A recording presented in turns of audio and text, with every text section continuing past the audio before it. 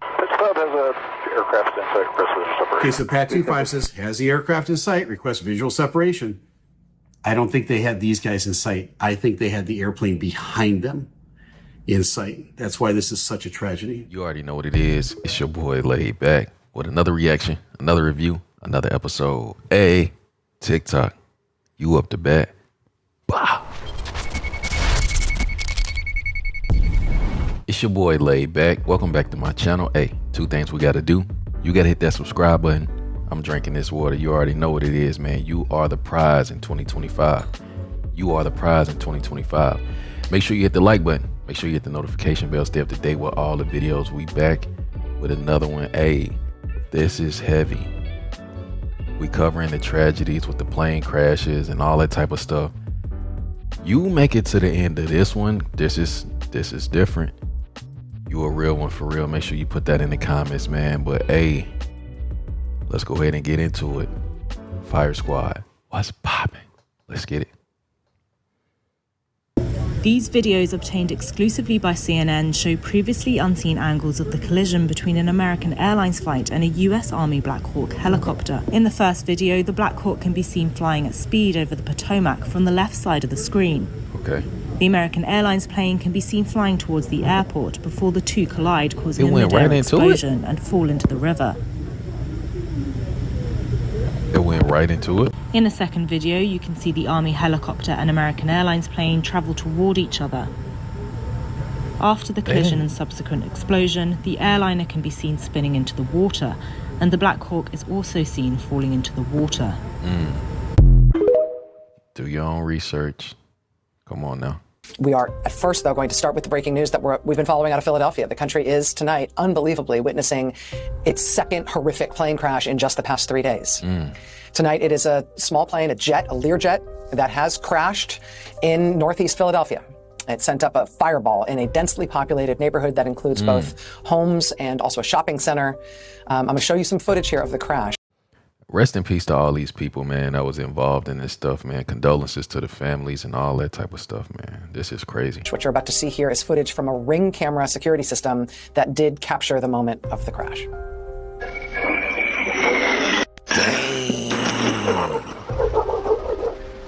Whoa. This plane, this Learjet, had just departed from Northeast Philadelphia Airport. It's not the main airport in Philly, but small airport.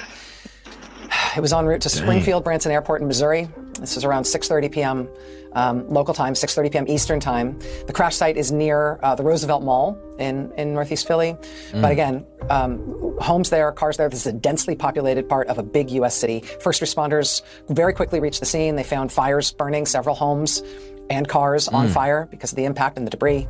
Local officials, including the mayor of Philadelphia and Pennsylvania's Governor Josh Shapiro, are in contact. They are helping coordinate the response. We may be hearing from Governor Shapiro in just a moment as local officials continue to brief on the scene. We had very quickly initial reports that said this plane was on some sort of medical assignment when it took off. That is confirmed now. Just before we got on the air tonight, we got this statement from Jet Rescue Air Ambulance. Quote, today Jet Rescue Air Ambulance experienced a crash. The aircraft, XA-UCI Learjet 55, crashed after takeoff from Philadelphia. There were 4 crew members and 1 passenger. There were 4 crew members and 2 passengers, a pediatric patient and escort on board. So 4 crew, 2 passengers. One of the passengers is a pediatric patient. This was an air ambulance flight. The air ambulance company said no further information is available at this time. At this time, we can't confirm any survivors. No names are being released until family members have been notified. Our immediate concern is for the patient's family, our personnel, their families, and other victims that may have been hurt on the ground. More information will be released as it becomes available. Again, that from the air ambulance company that was operating this flight. A representative for Jet Rescue Air Ambulance tells one of our producers tonight that the pediatric patient on board was a female minor, so a girl, a citizen of Mexico, who had completed treatment and was on her way back home. What? Okay, this is everything we know about the tragic American Airlines plane crash as of right now. At about 9 p.m. local time in Washington, D.C., a plane carrying 64 people collided with a U.S. Army helicopter carrying 3 U.S. soldiers as it was approaching the airport. Now, there is some footage of the collision, but it is very low resolution. And after colliding, both the plane and the helicopter fell into the Potomac River, which you got to keep in mind is freezing right now. And around 300 emergency responders on rubber boats are battling the cold cold and the dark to try and look for survivors. So far, they say 18 bodies have been pulled from the river, and after 4 hours of searching in these conditions, it is not looking hopeful for the other 49. Air traffic control also captured audio moments before the crash, and you can hear audible gasps and someone loudly exclaiming in the background, which appears to be from the tower at the moment of the crash. There's even a video circulating online of passengers on a separate plane finding out about that plane crash as they head to Washington, D.C. As we know more like how a collision like this was able to happen, I'll make an update. Whoa, this stuff is... Hello, everyone. I'm Robert Isom, the CEO of American Airlines. I want to brief you on a serious accident that occurred involving an American Eagle aircraft. The aircraft was operated by PSA Airlines, which is a wholly owned subsidiary of American Airlines. American Eagle Flight 5342, operated by PSA Airlines, a CRJ 700 aircraft traveling from Wichita, Kansas to Washington Reagan National Airport, has been involved in an accident near Washington, D.C. It appears to have collided with a military aircraft on approach.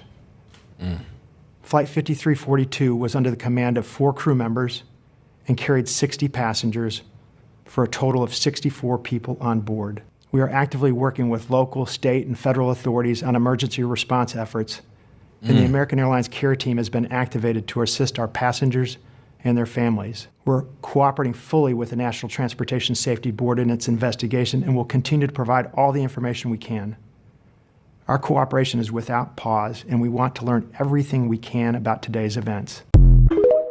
Man, 64. We now know that the Black Hawk helicopter was 100% the cause of the crash in Washington. Helicopters are supposed to stay below 200 feet when they're entering this airspace. But the Black Hawk helicopter was at roughly about 300 feet. There are rumors that it was at 200 feet, but then went up to 300 feet just before the crash, which does leave some to speculate that this might have been intentional. And when they crashed into the plane, they literally split it in half. They also lacked newer technology, which would allow Control to see their altitude. Had Control seen their altitude, they would have let them know that they're flying way too high, and they could have prevented this. Earlier on, we thought it might have been Control's fault because of the reroute requested by Control for the plane to land at runway 33, causing an intersection between the helicopter and the plane, but it seems that this is 100% the Black Hawk helicopter's fault. So with all of this knowledge, why would the Black Hawk helicopter be 300 feet or more in the air when they should have been below 200? Which leaves the question, why would the military allow Black Hawk helicopter training near one of the most congested airports in the United States?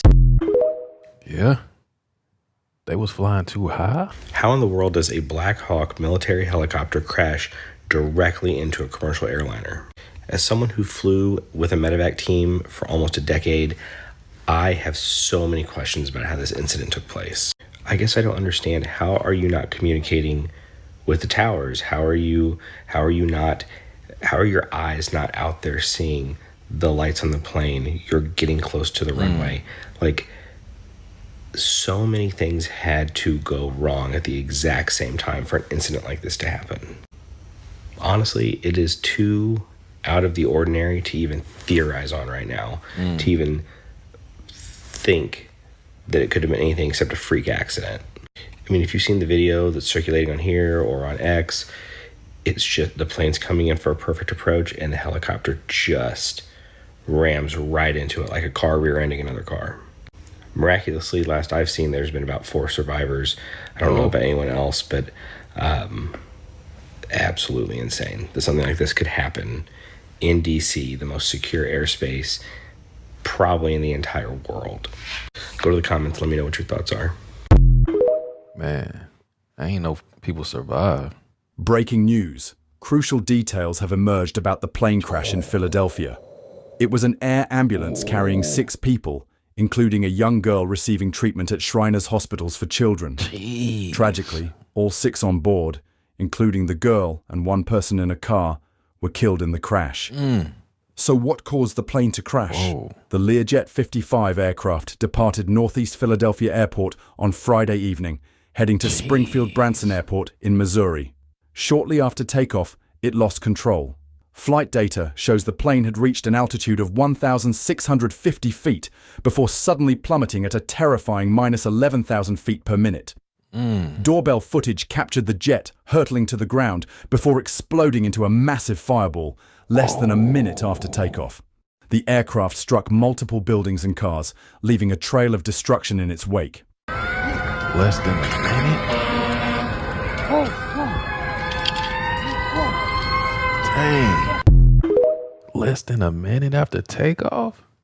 How did an American Airlines plane and a Black Hawk helicopter end up in a tragic crash while the plane was attempting to land on runway 33? In the videos ahead, we'll take a closer look at the final hours leading up to the crash. The confusion between the PAT-25 VIP military helicopter and the air traffic controller, and how the rescue operation is being carried out. More details all in the video ahead. The plane had departed from Wichita Dwight D. Eisenhower National Airport in Kansas earlier that evening. A PSA Airlines aircraft, operated under American Airlines and identified as Flight AA5342, collided midair with a military Black Hawk helicopter at approximately 9 p.m. on Wednesday, January 29, 2025. The tragic incident occurred as the plane was making its final approach toward Reagan Washington National Airport in Arlington, Virginia. American Airlines confirmed that 64 people were aboard the jet, 60 passengers and 4 crew members, while 3 soldiers were aboard the military helicopter. This plane's radio transponder stopped transmitting about 2,400 feet, which is around 730 meters short of the runway, roughly over the middle of the river. This has marked the first major U.S. commercial crash in more than 15 years. From an aerial perspective, it is evident that Flight AA5342 was approaching the airport from the south, descending over the scenic Potomac River. This area is known for its proximity to several iconic landmarks, such as the Pentagon, located nearby in Pentagon City. To the north, one can spot the striking dome of the United States Capitol building, a symbol of American democracy. The Potomac River, which encircles the airport and much of Arlington, serves as a natural boundary and offers breathtaking views for arriving flights. However, this area is also densely trafficked, both by air and on the ground, adding to the complexity of air traffic management in the region. American Airlines Flight 5342, which we'll refer to as the landing flight, was on its final approach to runway 33. At this stage, called short final, the aircraft was mere moments from landing, flying at an altitude of about 400 feet. This is the most critical phase of landing, where every second counts and pilots are laser-focused on safely bringing the plane down. At the same time, an Army Black Hawk helicopter, identified as PAT-25, was reportedly on a possible training flight. It was flying perpendicular to the flight path of Flight 5342, following the course of the Potomac River. The Potomac River is a designated flight corridor for helicopters, and it's common to see aircraft like this operating in the area. The key difference between the two aircraft in this scenario was their operating rules. The Black Hawk helicopter, PAT-25, was flying under visual flight rules. This means it was required to rely on visual observation of its surroundings to avoid other aircraft. Really? The landing flight 5342 was operating under instrument flight rules, which give it priority over VFR flights in controlled airspace. This system assumes that VFR aircraft will actively maintain visual separation to avoid conflicts. Moments before the collision, the air traffic control tower at Ronald Reagan Washington National Airport called PAT-25 to confirm whether they had the other aircraft in sight. PAT-25 responded that they did. At first glance, this seems like an acknowledgement that they were aware of Flight 5342's presence and were taking steps to avoid it. However, it now seems likely that PAT-25 had mistakenly identified a different aircraft, possibly a departing flight from the same airport, and believed that was the other aircraft referred to by the tower. Tragically, PAT-25 may not have realized that Flight 5342 was descending directly into its path. Crazy. This misidentification could have led to the Black Hawk failing to adjust its course in time to avoid a collision. The passenger plane broke into multiple pieces and sank several feet into the river. Meanwhile, the helicopter ended up landing upside down on the water. Regarding the rescue mission, the main challenge is access. The water they're working in is about 8 feet deep, which is roughly 2.5 meters. On top of that, the conditions are tough. There's strong wind, chunks of ice floating around, which obstructs rescue workers. We also have audio from air traffic control that has been published online, capturing the moments as the two aircraft approach each other. In the recording, we can hear a conversation. CRJ in flight. It appears to involve the air traffic controller, with P standing for priority air transport, the helicopter, and CRJ referring to the passenger plane. CRJ. The response seems to come from the helicopter, but something goes terribly wrong. This cloud has a aircraft in sight, Chris. The two aircraft continue to move closer to each other until they crash, and there was no response from the other side.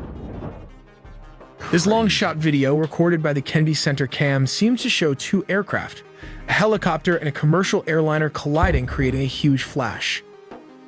If you take a close-up shot, you can clearly see the Black Hawk helicopter traveling at an alarmingly high speed directly towards the plane, a moment of impending danger captured in stark detail. According to reports, the situation unfolded due to apparent confusion on the part of the Black Hawk pilot. He was seemingly unaware of the presence of a second aircraft in the vicinity, which ultimately led to a critical misjudgment. When the flight controller radioed in, asking if the pilot had identified Flight 5342, the pilot confidently confirmed that he had visual contact. However, the plane he was referring to wasn't Flight 5342, it was a completely different aircraft flying above his position. This misidentification proved costly. The pilot, certain he was operating safely, continued his course. Tragically, he ended up flying directly into the path of an oncoming aircraft. That is crazy. The sequence of events highlights the immense complexity and risks of aviation, where even small communication errors or lapses in situational awareness can lead to dangerous, life-threatening outcomes. Man, this is all crazy. First video we want to show you.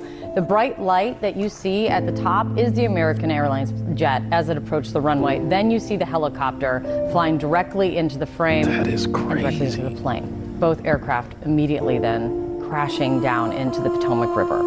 The second video, it appears to be surveillance video from the airport and showing the very same helicopter moving along the river as the plane approaches the runway at DCA, and then the collision and the explosion, and into the Potomac River.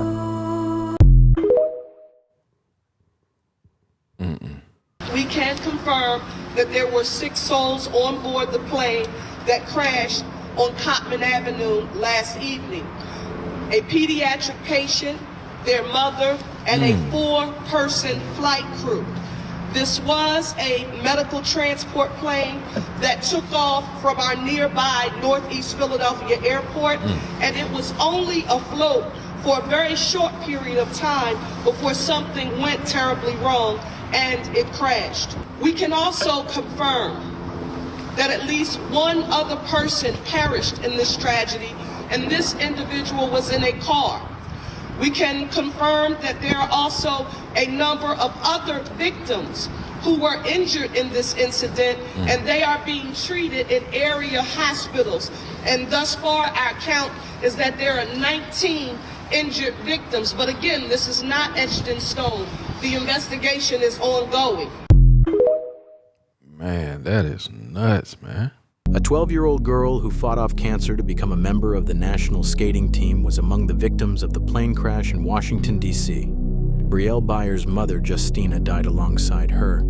Other victims of the crash include 30-year-old Kaya Duggins, who worked for the Civil Rights Corps. Sarah Lee Best and Elizabeth Keys were lawyers coming back from a deposition together. Roger, Stephanie, and Corey Haynes were returning from the ice skating championships. Spencer Lane and his mom, Christine, were coming back from the skating National Development Camp. 26-year-old Azra Hussein was returning to her husband, Hamad, who was waiting for her at the airport. Wendy Schaffer was a wife and mother of 2. Her friends described her as a radiant soul.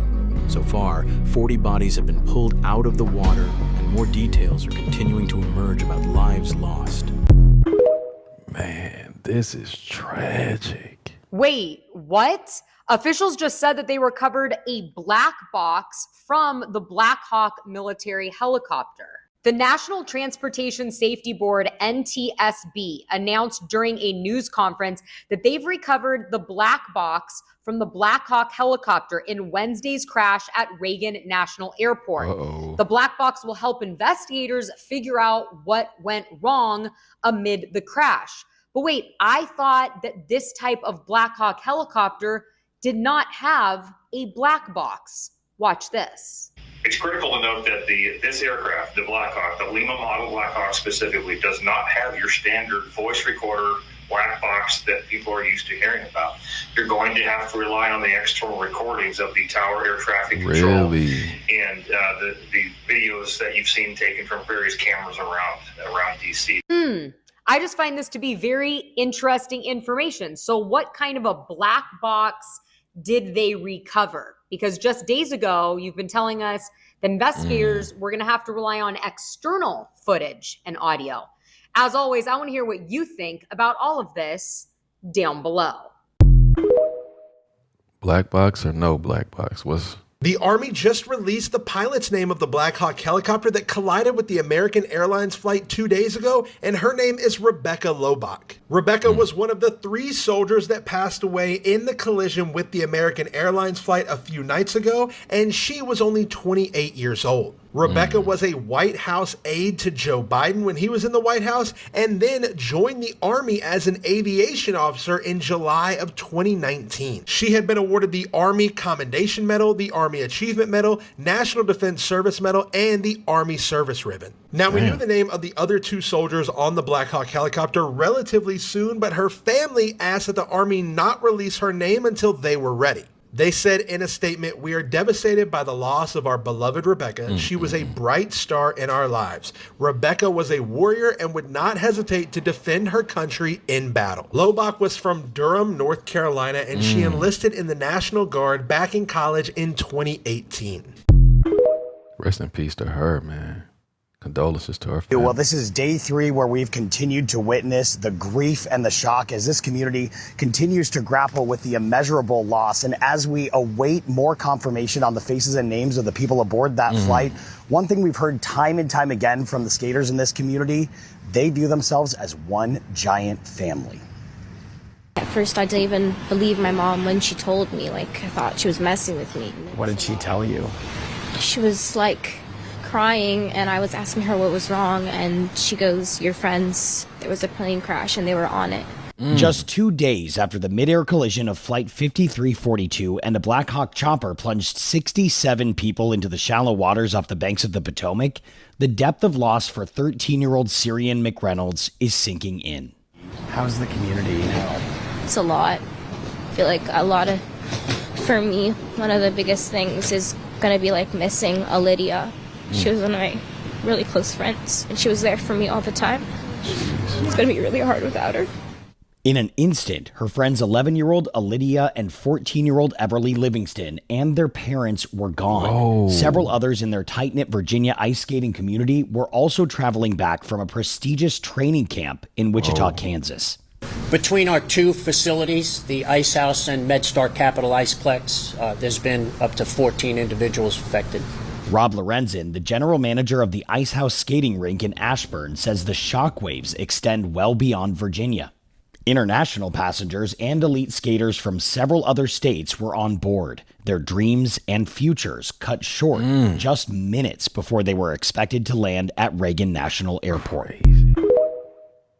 This is horrible. There have been 4 plane crashes on U.S. soil just in the month of January, with more crashes globally and more plane-related incidents both in the U.S. and globally that have also resulted in loss of life. The most recent occurring just hours ago, a small medical plane carrying 6 people crashed into a residential area in Philadelphia. According to a statement from Jet Rescue Air Ambulance, the 6 people on board were 4 crew members, 1 pediatric patient, and the patient's escort. Numerous people on the ground were also injured, but we don't yet know the severity. Several houses and cars are on fire. Earlier today, in Santa Barbara, California, at about 2:15 p.m., a small plane went down that was carrying 2 people who are critically injured. Earlier this week, we saw the collision between the U.S. military helicopter and the American Airlines commercial flight that killed 67 people. And earlier this month, on January 2nd, a small plane crashed into a warehouse in Southern California. That crash left 2 people dead and 19 people injured. You had a helicopter that had the ability to stop. I have helicopters. You can stop a helicopter very quickly. It had the ability to go up or down. It had the ability to turn. And the turn it made was not the correct turn, obviously. And it did somewhat the opposite of what it was told. You could have slowed down the helicopter substantially. You could have stopped the helicopter. You could have gone up. You could have gone down. You could have gone straight up, straight down. You could have turned. You could have done a million different maneuvers. They shouldn't have been at the same height, because if it was at the same height, you could have gone under it or over it, and nobody realized, or they didn't say that it's at the same height. At the same height, it still wouldn't have been great, but you would have missed it by quite a bit. Could have been 1,000 feet higher. It could have been 200 feet lower. But it was exactly at the same height, and somebody should have been able to point that out. Are there any signs that people tried to get out of that airplane? We've not seen any indication of that. Of course, we're still in a recovery mode, first and foremost, to get the perishable evidence and specifically the bodies out.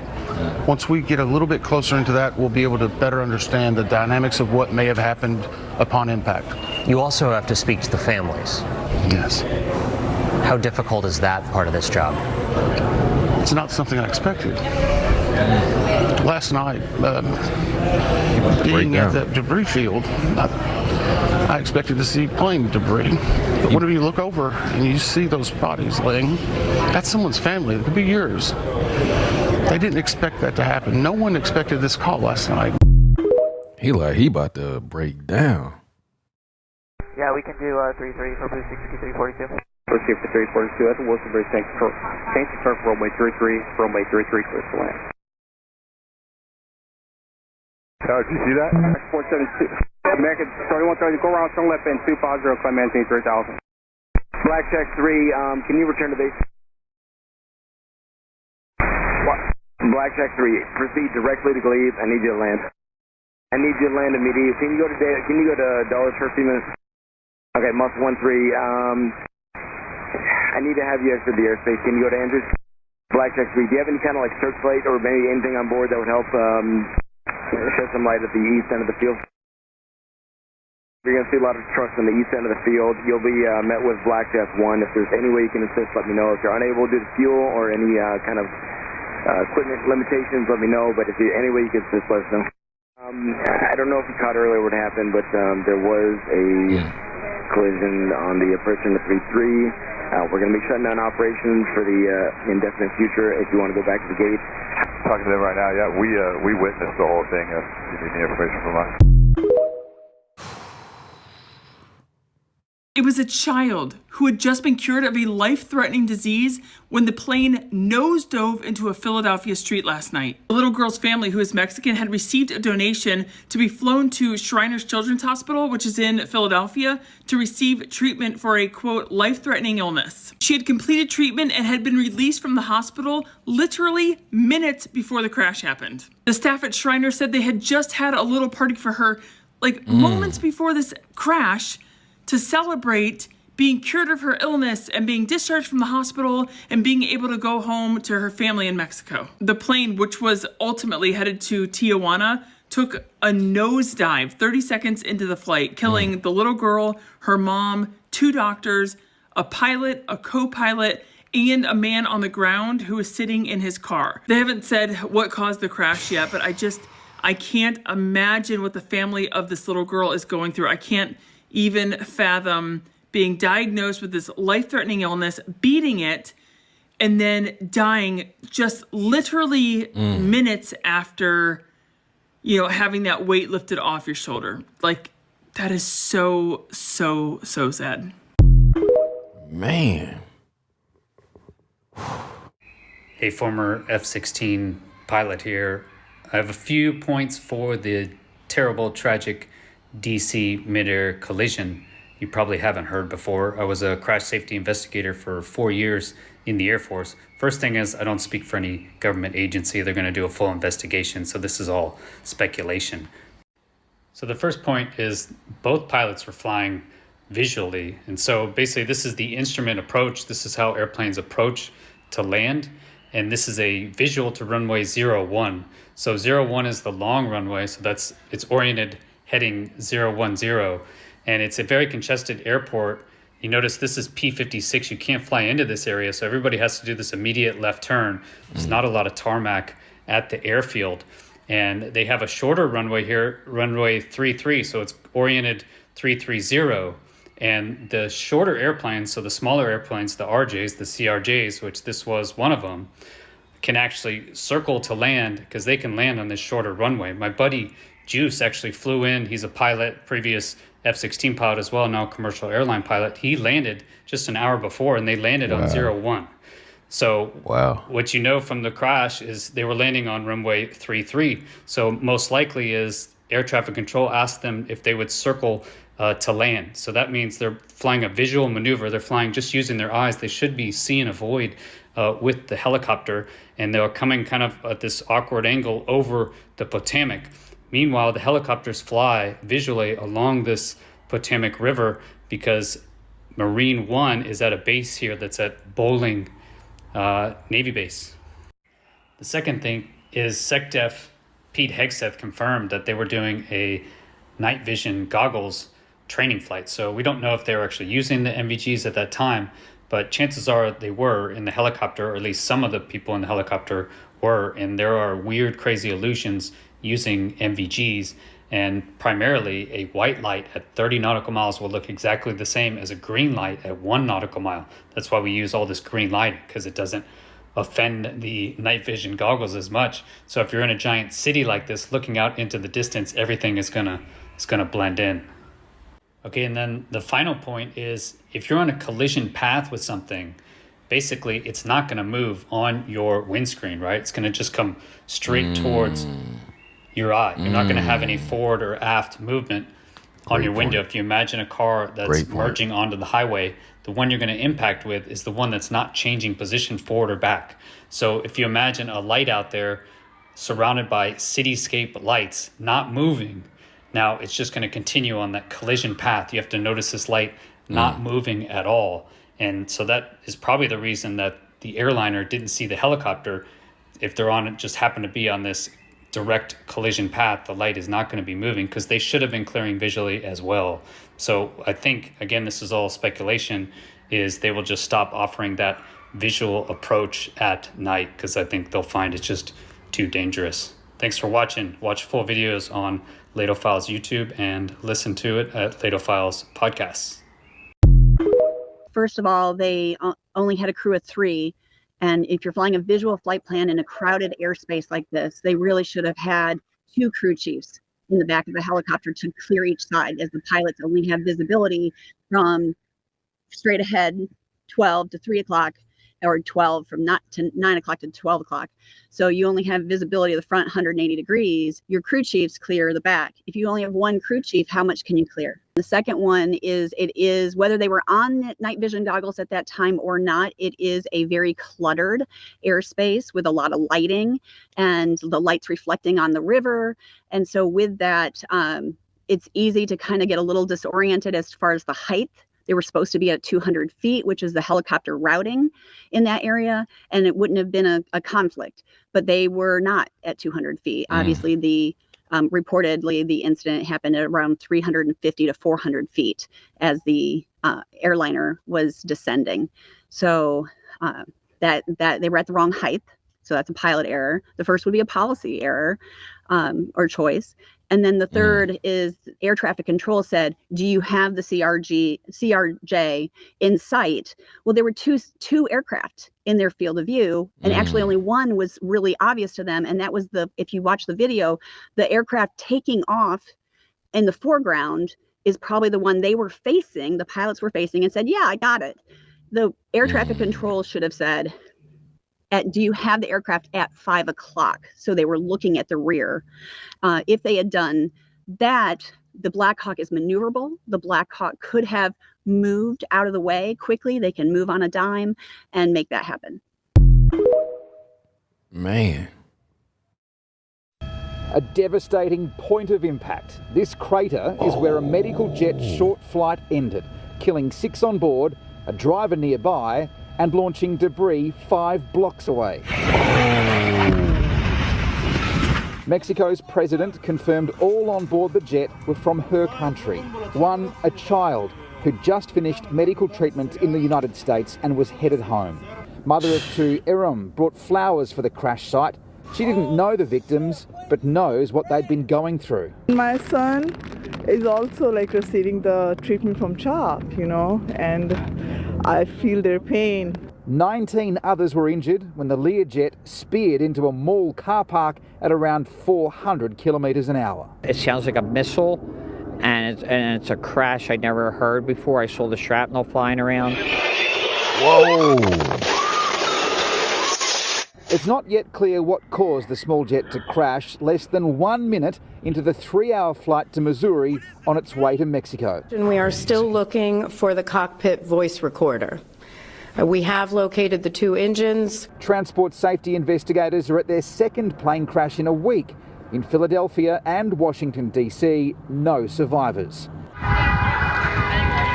There are more than 45,000 flights each day across the United States. With 2 fatal crashes now in less than a week, people here are asking how. So I'm thinking it's just 2 bad accidents, screw-ups. We have tremendous resources at both. In Washington, D.C., cockpit recordings show the American Airlines pilots received a traffic collision warning just before the crash, similar to this. Traffic.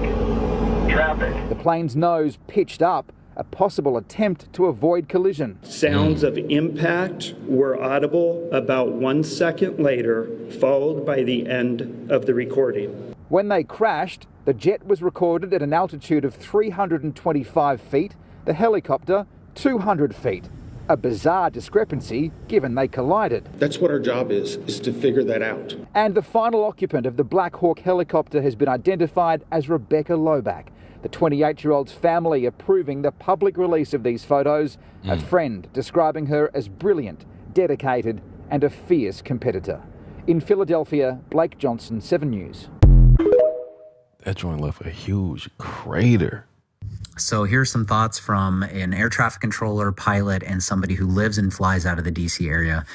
I mean, I got to say this. I even hesitate to film this because people on the internet will take this in a completely different direction. I am not a commercial airline pilot, never have been. I was an air traffic controller, but for the military, never been an FAA controller and never worked at DC Reagan. So I do not claim to be an expert in any of those areas. What I would like to do is shed a little bit of light into potential issues that would arise by any pilot or any controller in this environment. And this mainly goes to answer some of the questions that I'm getting from close friends and family. So number 1, location. I mean, the airspace around DC Reagan is unbelievably scripted and structured. There is a lot of traffic. There's a lot of low-level traffic. There's a lot of military, presidential aircraft. It is not uncommon to see helicopters extremely low near the flight path. None of that is out of the ordinary. Second potential struggles is nighttime. Now, the benefit is the weather was fantastic, very clear, minimal wind. But, at nighttime, you get disoriented and you're over water. You get disoriented. You've got city lights in the background that can blind you.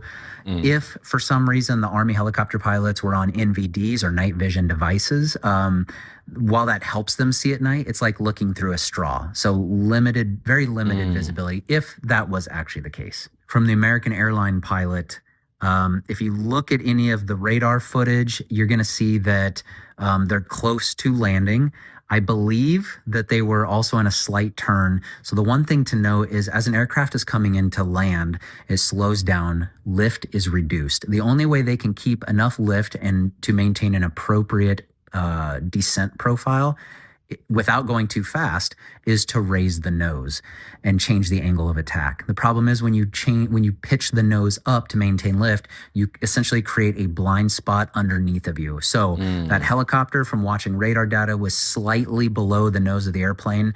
And then additionally, if there was a turn to the runway, which I believe there was, landing runway 33, there's potential that the aircraft had to put its belly of the airplane in a left-hand turn, puts the belly to the right, which is exactly where the helicopter potentially was. And then having spent 14 years as a controller, I know that lots of traffic, giving traffic calls, and when an aircraft reports somebody in sight, that is the air traffic controller's way of ensuring separation in these types of airspaces. It is a see and avoid type scenario. Maybe there was miscalculation on which aircraft they were looking at. Maybe it was the lights in the background. Maybe they did actually have it in sight. And then as they're running checklists and communicating and aviating and navigating, maybe they lost that aircraft for a particular second. So again, I post this cautiously. I am not an FAA controller. I am not an American Airlines pilot. I am not speculating what happened, and I'm not speculating at all who's to blame. Right now, our focus goes on, number one, recovering the bodies, taking care of the family. Number two is making sure that we learn from this and we do not find ourselves in these scenarios again. Number three, I would like to think that leadership of a country would not immediately start pointing fingers towards finding what caused this without any actual or factual data. Instead, let's rally around our people, our country, and take care of those who are hurting. Thanks. Man, that whole flying by sight. The Black Hawk belonged to B Company, 12th Aviation Battalion. Officials confirm, as we've been reporting, 3 people on board. There were no senior officials, and I mention that because sometimes these helicopters are tasked with getting senior defense officials up and down and across the D.C. area, which is why, I know it's been described as routine. It is routine. It's a very close, congested area, but it is routine to see these Black Hawk helicopters up and down that area near the airport. As I said, Defense Secretary Pete Hegseth last night said investigation was launched immediately using the Army and the Defense Department, although this is driven by the NTSB. He called the incident absolutely tragic. The helicopters, as I said, they can be used to take military personnel around the D.C. area. And as part of their training, they need to travel in the congested airspace. Training mission doesn't necessarily mean that you're dealing with an inexperienced crew.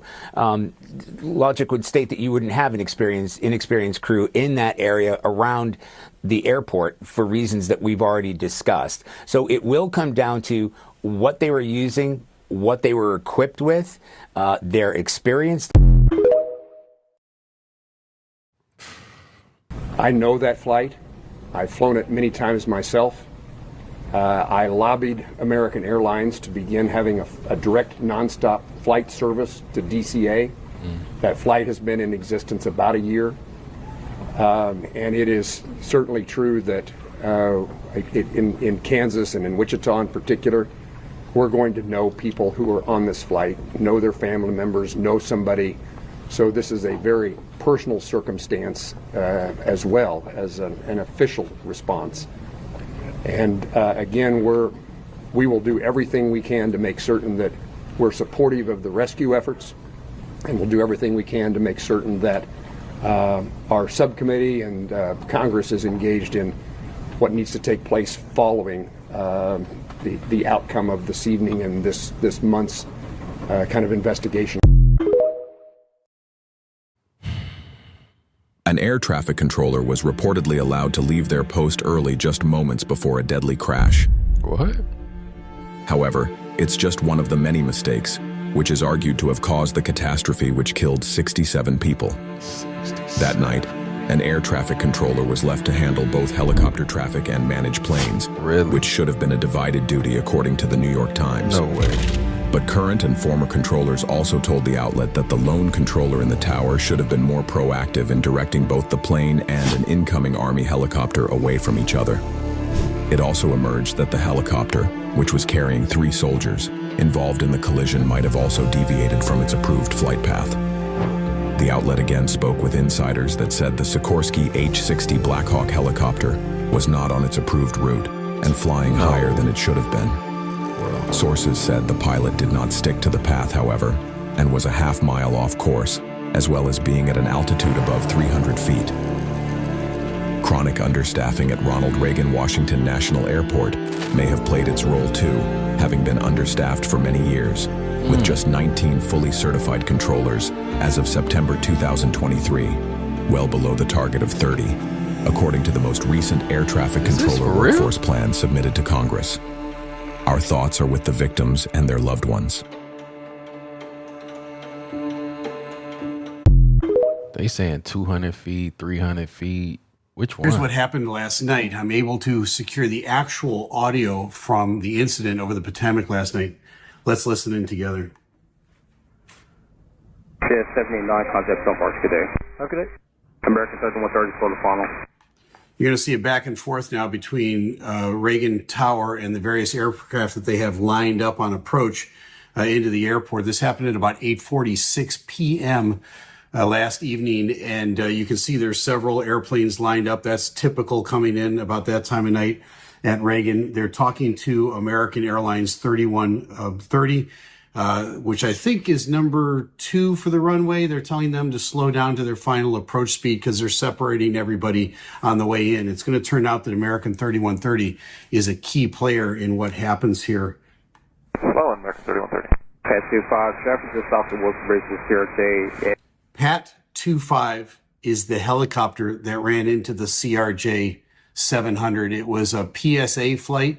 The flight number is 5342. It would go under the call sign Blue Streak 5342. You don't ever hear them talking to tower. They've already been cleared to land on runway 33. So they would come in on an approach on runway 1, and then they would kind of circle the land on runway 33. It's a little shorter runway, but they take some of the regional jets and they put them on that runway. Pat 25 is the Black Hawk helicopter that is just south of the Woodrow Bridge, and they've just taken off. They're airborne. The tower is saying to them, there's traffic. It's a CRJ. It's at 1,200 feet, lined up for runway 33. Do you have that traffic? Pat 25 is going to call back and say yes. It's 1,200 feet, start runway 33. Pat 25 says, has the traffic in sight, request visual separation. What that means is that they're going to take responsibility for visual separation from that aircraft. What happened? Here's what I think happened. This is not the final word on it, but what I think happened was it was at night. There's several airplanes lined up. There is that Blue Streak 5342, which is a CRJ that they ran into. Right behind them, just a few miles, is American 3130. Everybody has their lights on as they're coming in. I believe the helicopter looked at the American 3130 and said, I've got the traffic in sight, and they never saw the airplane, the CRJ that was right next to them. That's my conjecture on what happens. Visual separation. This separation proof. American 1630 tower, runway 1 off wood, traffic throughout runway 33, dispatch 16 off funnel. So this is typical stuff that's going on in a busy airport. They're lining somebody up to take off. They're saying, pay attention. I'm going to give you an immediate takeoff here. I've got traffic lining up for runway 33. That's the CRJ that got ran into. And he's on a 6-mile final. It might be somebody even behind him, but they're lining everybody up to take off and to land.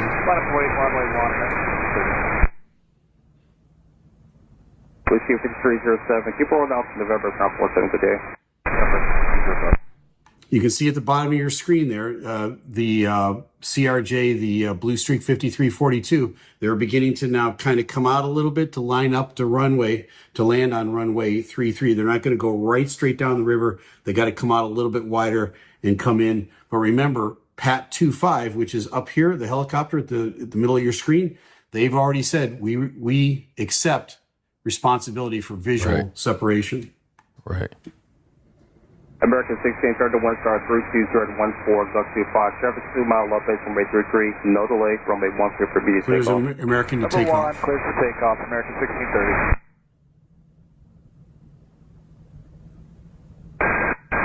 Here it comes. CRJ in sight. Now the tower is seeing what's happening, and they're saying, do you have the CRJ in sight? Because you guys are getting kind of close. And the Pat 25, the helicopter, says once again, yeah, and I'm asking for visual separation. Okay, the responsibility is on you then. Pat 25, pass behind this CRJ. Pat 25 has a aircraft in sight, request visual separation. Okay, so Pat 25 says, has the aircraft in sight, request visual separation. I don't think they had these guys in sight. I think they had the airplane behind them in sight. That's why this is such a tragedy.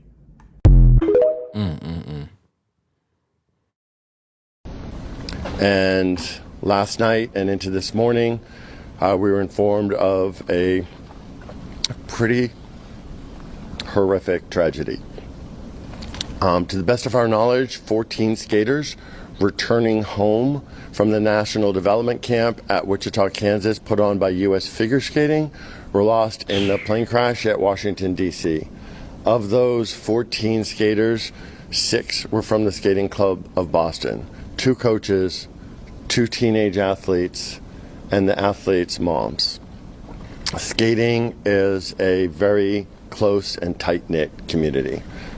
These kids and their parents, they're here at our facility in Norwood 6, sometimes 7 days a week. It's a close, tight bond, and I think for all of us, we have lost family.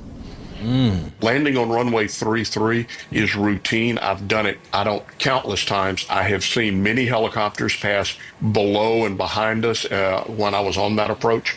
So everything was routine until something went terribly wrong. You have to be very careful because it's hard to gauge depth from a video.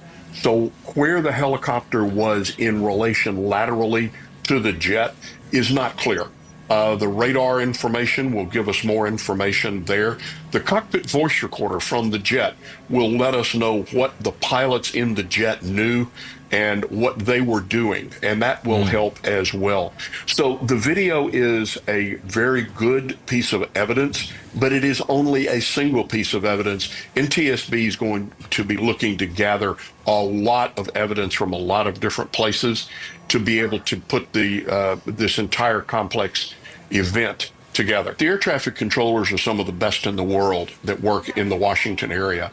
The pilots that come in and out of Reagan National are seasoned professionals. We all understand the process. We've done it many, many, many times. What happened last night? That's what broke this very good and successful system. What broke it? And that's what they're going to look at. It's too early to speculate on what might have happened. Clearly, the 2 aircraft arrived at the same point in the sky at the same time. That should not have occurred. And where the breakdown is, it will be the central focus of the National Transportation Safety Board. So the thing that's most important now is give the investigators time to do their work. They will publish it. They will make it public as soon as they have factual information. And until then, it is let's be patient and let these professionals do their job. I expect we'll have a preliminary report within 30 days. I expect a final report. Could take as long as about 18 months. Damn, 18 months? It's just feels crazy that it happened to us, to be honest. I mean, it's like you see these things happen in the news, you see them happen in other countries, and then I show up to the airport and my wife's not responding, and I look on Twitter and I see that it's her flight. We caught up with him briefly before he went to the command center for grieving families. In the hours following the crash, he says he's been surrounded by loved ones who are all devastated by this tragic and unexpected loss. Kindest person I've ever met. She went above and beyond and then took a giant leap over that. You know, when it came for doing things for other people, for me, for her parents, for my parents. Raza says they met in college in Indiana, and now just 2 years after their wedding, he has to plan her funeral. I'm gonna wait for a phone call, I think, to see when we can go pick her up. And while he waits for that call, what would you like people to understand or at least know as they try and support you? Life is short. Hug your loved ones. Tell them you love them. When they're getting on a flight, check up on them. Text your family when you land. Man, rest in peace, man. Yeah, she's a flight attendant and worked on that same jet from city to city on Wednesday before handing the job off to the next crew, which included 2 of her most dear friends. She wanted to share her thoughts with Sean Lay, who's at Detroit Metro Airport tonight. Sean? Man. Her name is Alexis Burgess. Guys, I met her right here after she got her flight home after working that long day yesterday on that very jet going city to city. At the very end in Wichita, she said goodbye, have a safe flight to her other crew who are her dear friends, only to learn a few hours later of the absolute worst. Whoa. And she's now coming home with the thought stuck in her head, of course, that could have easily been me.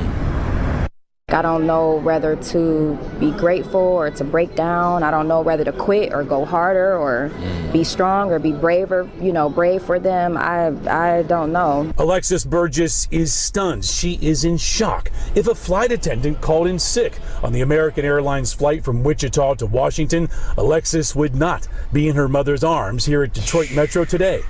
Burgess is a flight attendant who worked in that same plane all day Wednesday from Philly to Toronto to D.C. Her shift ended in Wichita, where she greeted the next crew, Ian Epstein and Denasia Elder. That crew lost their lives. The last thing that I said to him was, have a safe flight, and the last thing he said to me was, have a good overnight. Some of Burgess's personal items were still on that plane when it collided with the helicopter and went down. I'm just in complete disbelief. I didn't even see how it looked. I didn't see the video.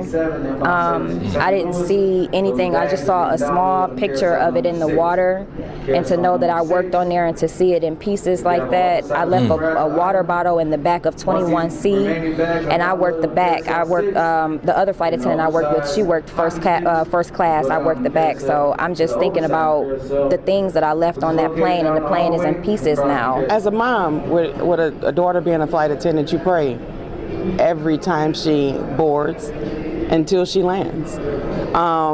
So this is very heart-wrenching. This is very hurtful. If I was on reserve and one of those flight attendants got sick or had to stay, then they would have scheduled me to work the flight back to my base, yes. That close? Yes, it is. So I feel like I made it by the skin of my teeth and by the grace of God. Man, that is... Action News reporter Brianna Gallagher joins us live from Northeast Philadelphia with an update on the conditions of some of the bystanders injured as the medical jet crashed. Brianna.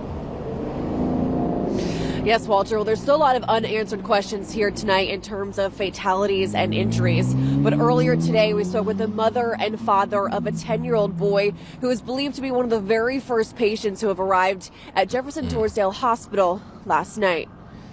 My baby in there. It's hard. See him like that.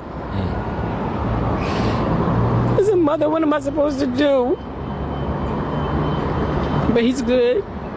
He's pushing through. 10-year-old Andre Howard was in the car with his father and siblings when tragedy shook Northeast Philadelphia. Here, what we thought was a car crash, but then you see a fury of fire in the air, and then a bunch of debris shooting everywhere. Andre tells us he tried using nearby buildings to shield them from flying debris. My son, who's also the same name as me, Andre Howard, tells his little sister, get down, and he grabs her. I hear the glass shatter, I turn around, there's a piece of metal sticking out of my son's head. In the plane. A Good Samaritan took the shirt off his back to help apply pressure to Andre's head. Then a Philadelphia police officer rushed them to Jefferson Torresdale Hospital, where the boy underwent emergency surgery. They pretty much told us my son wasn't supposed to make it. Jefferson also told us that they didn't do children trauma surgeries, but they did for us, which was nothing but God. Authorities say at least 7 people are dead and 19 others are injured, including Andre. Doctors initially told him that his son would never walk again, but after being transported to CHOP, Andre has made miracle strides overnight. To face death yesterday and speaking today, stepping up for his little sister like I trained him and his other brothers to do, off of instinct, he's my hero. He's strong. He's a jokester, but he's strong. Oh, he's a superhero. He's a superhero. Wow. Now his mother tells me that his team of doctors and nurses are working around the clock to keep him stable and comfortable. Meanwhile, they'll be taking things day by day and continuing to pray for little Andre's full recovery. We're live in Northeast Philadelphia tonight. Brianna Gallagher, Channel 6, Action News. Walter. It's such a tragic story. My goodness. All right. Thank you, Brianna. This stuff is heavy, man.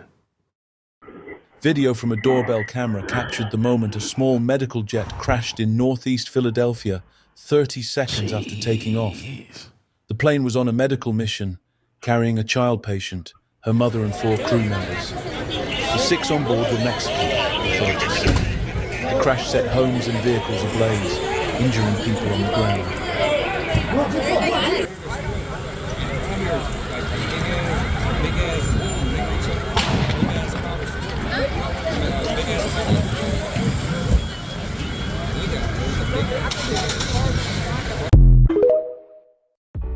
All right, so that was another TikTok compilation, man, covering the tragedies with the plane crashes and stuff like that. This was a lot. Condolences to the families. Rest in peace to the people that's involved in this. You made it this far. You a real one for real. This is a lot. This is a lot. Till next time, man. Self-love and positivity. Fire Squad, I got you when you know it.